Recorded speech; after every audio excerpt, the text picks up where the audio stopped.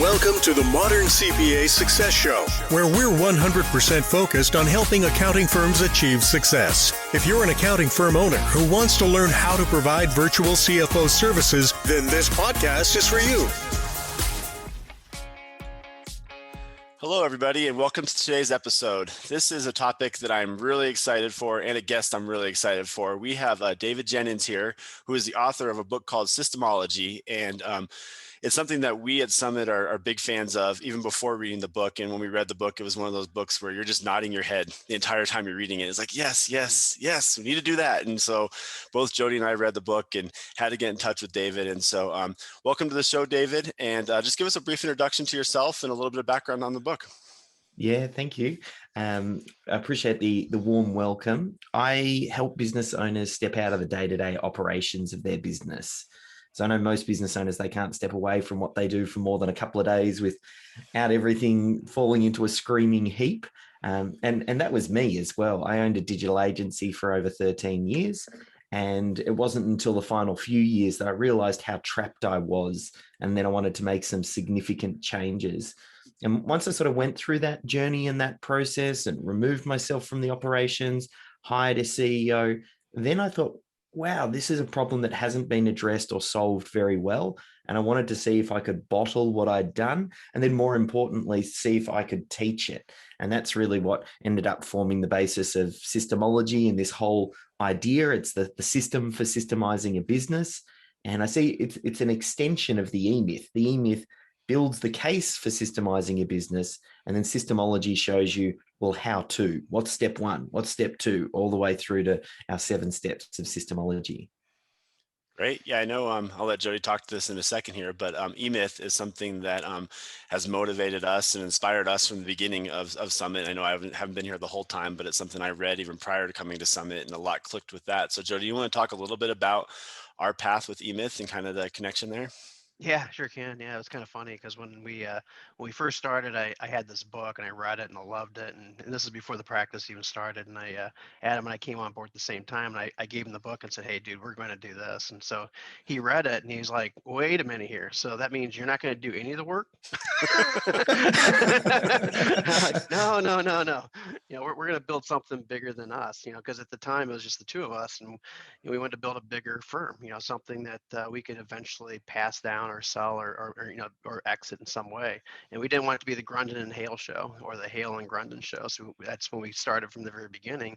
And we thought, hey, let's make this Summit CPA group something bigger than us, bigger than the two of us.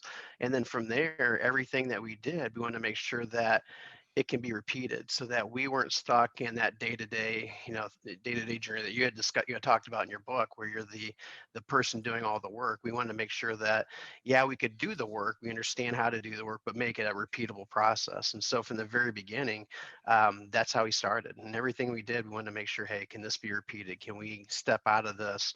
And it was pretty hard, you know, when you get in there and you're doing the day-to-day stuff, you think all the clients are relying upon you and they don't want to leave because of you. And then once you step away, you realize that's not true. they want to stay because of the company and because of the processes you put in place, and not necessarily you. Yeah, they like you and they like talking with you and that sort of thing, but it was the whole encompassing thing that they really liked. And it took us a while to actually break away to where we weren't meeting with clients. And now today, you know, neither one of us, well, I'd say we don't meet with clients. I meet with like 4 clients a month, and they're my friends and relatives and stuff like that. And it's not a whole lot that goes into that, but not with the day-to-day stuff that we used to do, where we're meeting with clients, you know, 40, 50 hours a week. You know, that doesn't happen because of processes and systems. And I tell all CPA firms when we do our talks that there's 3 things that make a company, and that they all have to be working in harmony. And that's tools. You have to have the right tools in place. You have to have the right people in place. You have to have the right processes in place. And the systems are the big part of those processes. And I truly believe that all 3 have to be in harmony in order for it to be a successful company. Yeah. Yeah. Ahead, I definitely couldn't agree more. I'll just preface as it's just started to rain here, so you may hear some rain in the background. I think all the business owners that I chat with, every single one of them, I don't think I've ever had a discussion where we haven't come to the conclusion that business systems are important. I think every business owner kind of deep down recognizes that, yes, systems and processes help to have things happen in their business consistently to a specific standard without any sort of key person dependency. Where it always seems to fall short, you kind of go, okay, well, if we know they're important, why haven't you systemized your business to the level that you want? And oftentimes there's a lot of baggage and resistance because the business owner oftentimes isn't wired with a systems brain. They're these creative thinkers, big picture thinkers, and they don't love the detail or the process or even necessarily, the managing of the people. It's a different skill set and part of the brain. So while they appreciate the value of them, they come to the conclusion, I'm just not a systems person. I've tried that before in the past and it failed. My team won't follow the systems and the processes. Or they think in their head, oh, systems and processes are these big, thick manuals that sit on the bookshelf that no one ends up reading, and it creates bureaucracy. And what's the point of having them anyway? So oftentimes it's a lot of that baggage that really stops them having the success that they want and they know that they deserve, but they just can't make it happen for whatever reason. And that's when they get stuck in the business. They just keep doing what they've always done. They're the one oftentimes just in all of the different departments, sales, marketing, HR, finance, management, operations, and they're just kind of getting dragged to wherever the biggest fire is. Yeah, and do you think, with us, we're victims of that all the way throughout the process. It's not like we started and we had this great system, we created it, we just added onto it, like you talk about in the book. We started it, we stopped it. We started it again, we stopped it. Something new, hey, we stopped it. We used a different software, it was too clunky, so we moved away with it. And then, then we didn't have the right people that pushed up against it. So we ran into a lot of the issues that you talk about in your book. And it's great how you actually talked around those issues. Hey, those are just issues. Maybe you don't have the right people in place. Maybe processes aren't set. You videotaped them versus writing them down. All the different things you talk about. Yep, it's definitely when you're getting going. I always think of it in terms of you're not trying to make the systems perfect straight out of the gate. No one has time to get these systems just right while they're trying to win clients, they're trying to do the work, they're managing team, or arranging their finances. Like there's a lot to be done. So it's an iterative process. And I say, just capture the best practice of what you've currently got. Figure out who is the person who's answering the front desk phone when it rings and what is it that they're saying, and when they do it, who's the best person at doing that? Let's capture what they're doing and bring everybody up to that standard. Figure out who is the best person at the sales process. Well, maybe that's you if you're the business owner or part of the leadership team or whatever. Well, let's capture that and then bring everybody up to that standard. So one big insight I've had probably over the last sort of 6 months, actually, it's just sort of been so blindingly obvious to me because as we've started to train, we call them SYSTEMologists, but we're certifying people in our SYSTEMology method.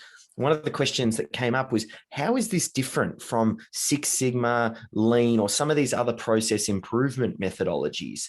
And then I realized, it's in the name for the other ones. The other methods are process improvement methods. So it pre-assumes that you have a process to improve and you're looking to optimize that. But this is SYSTEMology is the step before that. What happens if you don't have a system or a process? You haven't captured what you're currently doing. You haven't got a baseline in place.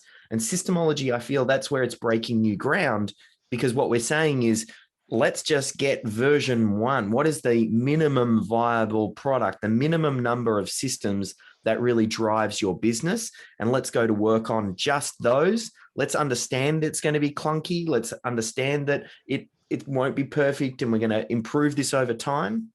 Just like we don't want to, I say we don't want to systemize like McDonald's is today. We don't look at McDonald's today and say, wow, look at how systemized they are and let's take all of their systems and processes. We go, how did McDonald's get started 60 years ago? And I remember watching the movie The Founder, and that tells the Ray Kroc McDonald story, and he goes out onto this basketball court and they get some chalk out and they draw out a McDonald's store and they say, let's not put the drink machine here. Let's put it near the drive-through window. Let's put the fries over here. Oh, no, let's move the cash register here. And that is the way that a system is built. It starts off very raw. What is the best that we can come up with now? Let's just capture what we're currently doing. And then what you're actually doing, systems, it's not a one and done scenario where we're changing the culture and the way that the team thinks about what they do. We're looking to have them think in terms of systems. And you don't systemize your business for 3 months and say, hey, I'm done. You're then getting them to think, oh no, we're always looking for the systems solution. We're always looking to improve the systems and the process. And that's why, I mean, just before we started recording, I was so impressed. I mean, you had Jamie and you said, hey, Jamie's our systems champion. And that's what it takes. You want to have someone who's championing this forward and then getting the rest of the team behind it. And that's when you start to get that cultural change. And then, like you've done, Jody, in different businesses you've been involved in, it's stuck with you for many years. This is not, hey, we're systemized, we're now a systemized business, we're done. This is how we do things here. Yeah, and I think the genius of your book is exactly what you said. Is, again, like you said, I am the systems champion here at Summit, but like a lot of times it's where do you start, right? Like I have an idea of what I want things to look like, but having a process behind building a system for your business is key. And that's, again, obviously my favorite part of your book is, okay, this is a step-by-step process I can do. And I think the other thing you said there, and I try to tell my team this all the time, is, perfect is the enemy of good. Like how many times, and Jody can attest to this, when I'm trying to get my team to say, okay, we're building an AP process for a client and they have something in place, and the process is I want them to record a video of them doing the process step by step, so it's out there and it's something someone can reference. How many times they re-record that video and like, it's just not quite right this month. Let's wait next month until I get steps 4, 5, and 6 cleaned up. And that happens to us all the time. And so I think that is some great points there, because that's what I'm trying to tell my team all the time, is just get something on paper and we'll revisit it every month when you redo it, and we'll revisit it every 3 months, and we'll constantly be going back and making our processes better. So I think that has been key for us. But yeah, I think your process, and I don't want you to go through all the steps because I don't want you to give away your book here, but I definitely want you to kind of go through some of the key steps for us. Yeah, I definitely, when I wrote the book, I wanted to make sure that it was useful and complete. So whether or not someone ends up working with us long-term or not, or they just touch the book, I wanted them to go, oh, wow, I really got rewarded for the time that I invested in that book. So definitely just, everything's laid out in the book, and I'm happy to go through whatever stages here. The biggest question that always comes up is, okay, great, I'm sold on systems. Where do I get started? And that's always why chapter 1, define, is about getting very clear on what are the 10 to 15 systems that you want to start on. And I've got a tool I call the critical client flow. I mean, it's really just an A4 bit of paper that we can talk through. It's like a flow chart where you map the customer and the business journey to deliver a core product or service. But at its core, this whole idea is, what is the purpose of a business? The purpose is we want to consistently deliver value to our clients, and we get rewarded for that value that we deliver. Now, the goal is to make sure that we can consistently deliver that value without any sort of key person dependency. Mm-hmm. So if you're thinking about, well, where do I get started? You want to start thinking, well, how does the business make money? And if we can systemize just that piece, it's the 80-20. Like, yes, there are hundreds of things you could systemize in a business. You could be doing hiring and onboarding, you could be doing management, you could be doing your finances. There's probably a plethora of things you could do under marketing. But when you kind of just pare it back down, this first exercise, the critical client flow, and the person listening to this can follow along and do this, just get yourself an A4 bit of paper, and in the top left-hand corner, write down who is your target client. And the target client is the person who pays your advertised prices, who's a pleasure to deal with, who refers friends and family, who keeps on coming back. And you just say, hey, I want more of those. And the reason we want to narrow in on one is, yes, you could probably service a whole variety of different people. But if we just focus on one, when we systemize, what a lot of people do, and they get caught up in it, is they try to systemize for every variation. Mm-hmm. And then that makes systems overly complicated. What you actually want to do is you want to systemize and capture the most probable outcome, because you're going to hire great team members. And we don't need to tell great team members how to suck eggs. Great team members can handle the exceptions and when things fall outside of your perfect scenario. So we actually are looking to capture the 80-20 of the business. What is the ideal client and prospect? Get clear on who they are. Write them in the top left-hand corner of this page. Next, think about what is the primary product or service that you would sell that person that might be a great gateway to your products and services. So when we ran the digital agency, for us, the first product that we did was a website build. Even though we offered SEO services, I liked like a website build because it had a clear start and end. And it meant that in that time, we could give a really great deliverable. We could decide whether or not we liked the client.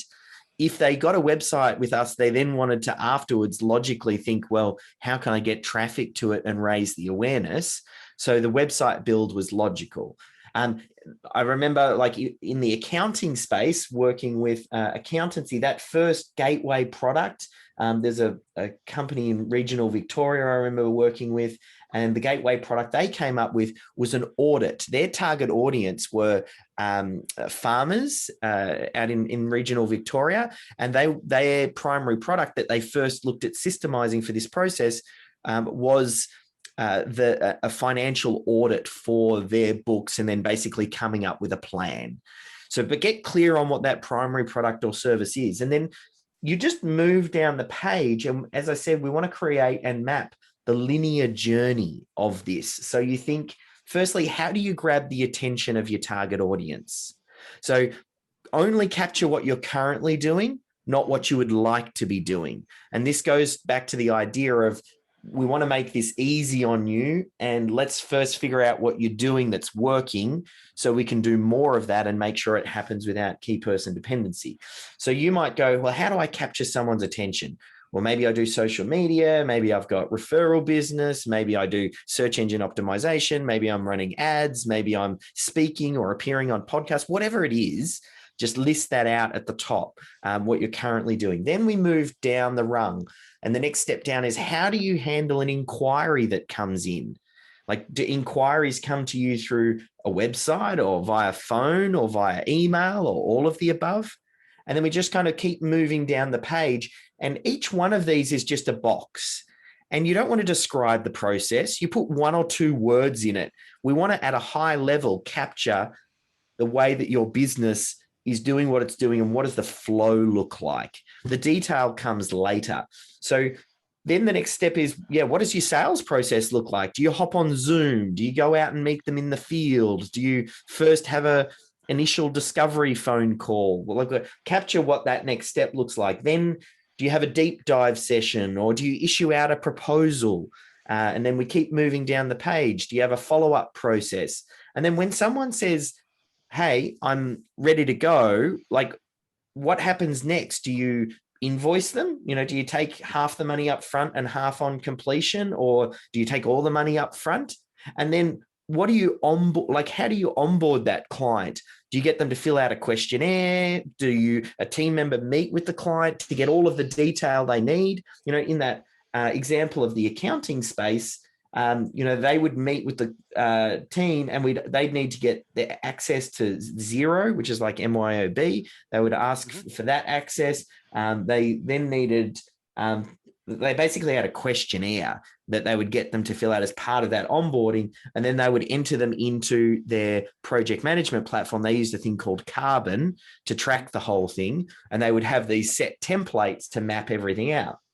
Then after that, what's the core delivery? Now, the core delivery is the primary product or service that we selected. This is where a lot of people go haywire and smoke comes out their ears, because they go, oh, there's so much here. There's, every single detailed step. Potentially there's going to be so much process here. So I start off and I say, let's just create a high level process. I call it an overview process, which captures the key steps. And I say to them, don't think about it initially about the person doing the steps.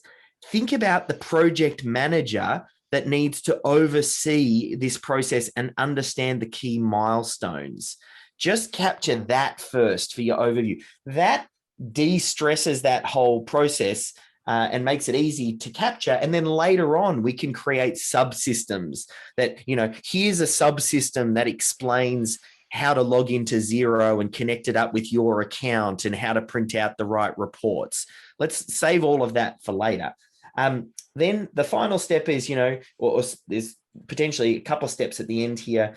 You've got, what does the handover process look like once it's done, giving it back to the client? And then finally, how do you get them to repeat or refer friends and family? So at that point, for the repeat, if it's a gateway product, you might then go, hey, we now need ongoing management of your accounts, or hey, we've realized as we did this audit, we've uncovered all of these other issues that we can now address. And I don't know, does this podcast end up being a video, or is it just audio? It's video. Okay. Yes. Yep. So look, you might be able to see that it's pretty small, but you can see like here, this is just some examples in the book. These are the high level critical client flows. You can notice it's only quite small. There's 1 or 2 words in these boxes. Mm-hmm. There's only about 15 boxes on the page.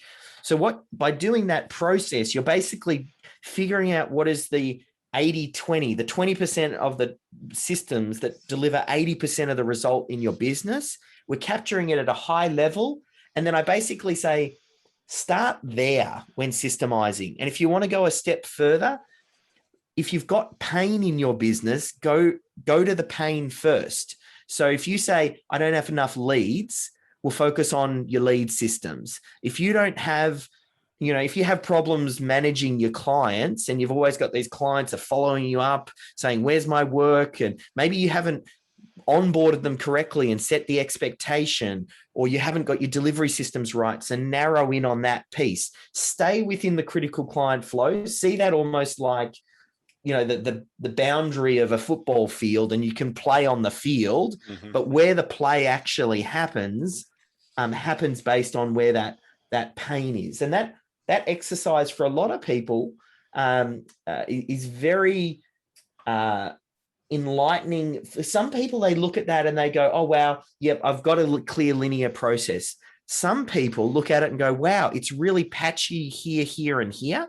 And they immediately go, I now know why I don't have enough leads. I've got one lead generation method. It's called word of mouth, and I don't even really have a system for it. Of course, you don't have any business. Or you might go, hey, we always seem to be getting paid late. And then you'd go, well, I don't really have a point where I'm issuing an invoice and making sure that I follow up to make sure we're paid. And we don't start the work until we're paid.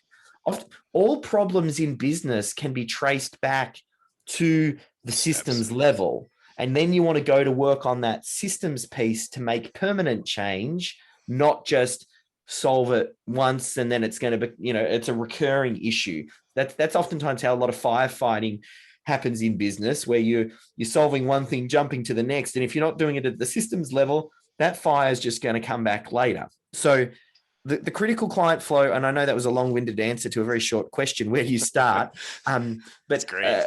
You can get the book and there's the template in there. You might not be able to do it. You can do it on a bit of paper, or you don't even need to buy the book. If you go to SYSTEMology.com/academy, all of the resources from the book, we just give away there.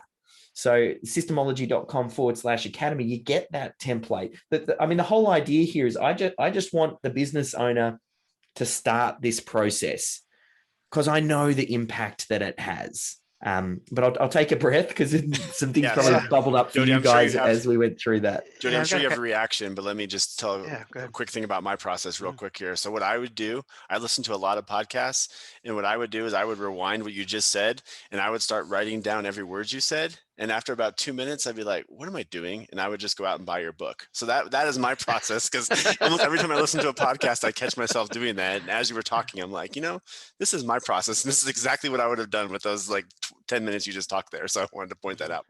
Enjoy this episode? Visit our website at summitcpa.net to get more tips and strategies for achieving modern CPA firm success. We're here to be a resource in this ever-changing industry.